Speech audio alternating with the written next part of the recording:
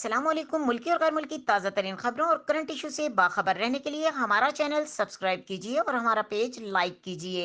रुक करेंगे साहिवाल का, जहां से रिपोर्ट कर रहे हैं हमारे नुमाइंदे शान अहमद। डिप्टी कमिश्नर वाजिद अली शाह से director civil defence Shahid Hasan Kaliyani की मुलाकात में सिविल डिफेंस की कारकर्दगी बेहतर करने के अहवाल से भी तबादला ख्याल किया गया। सिविल डिफेंस के वार्डन पोस्ट में इजाफे के उमूर पर भी गौर किया गया। अहम हुकूमती टास्क की तकमील में सिविल डिफेंस का किरदार काबिल सताइश है।